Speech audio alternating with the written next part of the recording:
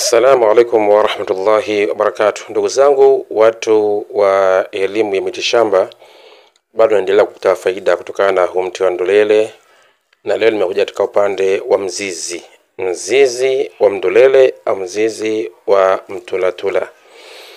Imekuwa kawaida watu wengi sana huwa hawafahamu tofauti baina ya chango na ngiri.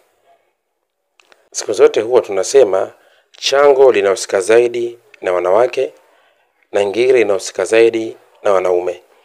Kwa yoyote yule ambaye ni mwanaume, mwanababa, kijana au mtoto wa kiume, lazima huyo mtu ana ngiri. Ngiri lazima awe nayo. Lazima ngiri awe nayo. Hasa ngiri ya sehemu za siri lazima awe nayo. Lakini kwa yoyote yule mwanamke, ima ni dada, ni mama, ni binti, lazima huyu atakuwa na chango kutokana na maumbile yake jinsi alivyo.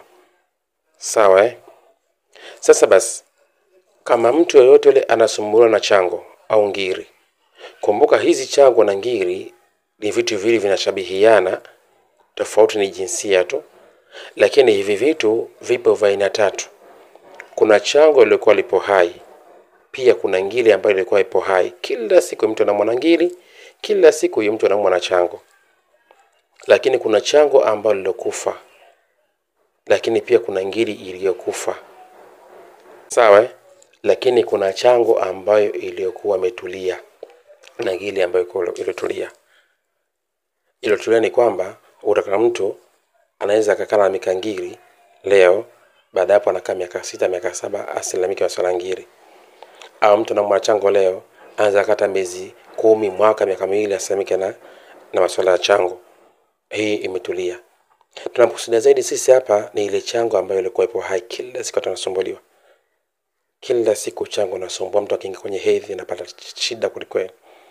Sasa tumieni hii dawa ambayo ni mizizi ya mtulatula au mizizi ya mdolele au mizizi ya nyanyapori. Ni dawa nzuri sana ya kutuliza hilo chango, la kupoza hilo chango, la kupoza ngiri na kutuliza maumivu ya ngiri, na kufanya baada ya muda unakuwa katika mazingira kama mazuri zaidi. Kumbuka, chango huwa haiishi, ngiri huwa haiishi. Ni vitu ambavyo vinakutuliza kwa muda, then baada ya hapo unakaa vizuri. Kwa mwanamama ambaye anasumbuliwa sana chango, kila siku chango, dawa pekee ambayo inaweza kumsaidia hasa ni kuzaa. Akishika ujauzito, chango tatulia. Akijifungua baada ya muda tatulia. Kama utakuwa na kheri kwake, baada ya kujifungua ile chango itakuwa yenye kupotea kwa muda fulani. Inaweza kata miaka 3, miaka 5. Lakini kuna wengine anaweza kumaliza kujifungua tu chango kadi vile vile. Lakini ngiri zipo zina nyingi. Kuna ngiri maji, kuna ngiri henia na ngiri nyinginezo.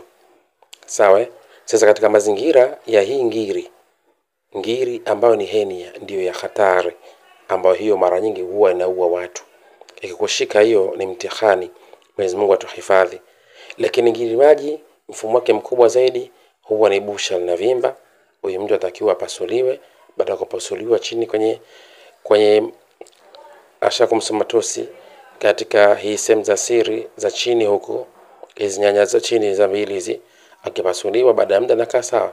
Lakini ngiri henia huwa inashika usawa wa chini ya kitovu hapa, huwa kuna mshipa unavimba.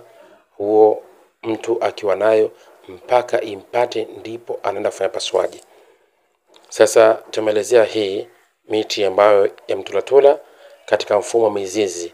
Kama unajihisi una ngiri na kusumbua sana, tafuta mzizi wa huu mtulatula, tafuta mzizi wa mdolele, tumia kuchemsha kunywa.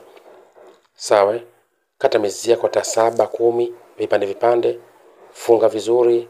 Sawa Tata kamba yote funga, hata kamba ya ukindu funga, chemsha ile maji kunywa.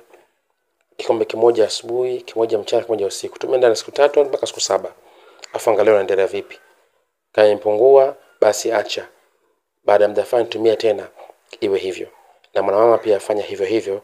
Insha Allah itakusaidia biidhnillah taala.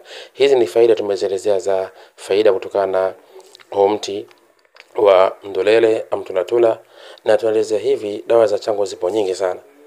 Sawa, miti mingi na tibia chango hapo mingi sana. Kuna mtulatula, kuna mjafari, kuna mtulatula, kuna mjafari, kuna mkunde kunde, kuna mwifu, na bwana, kuna habati sauda, kuna dawa nyingi sana ukichanganya ni tiba nzuri sana.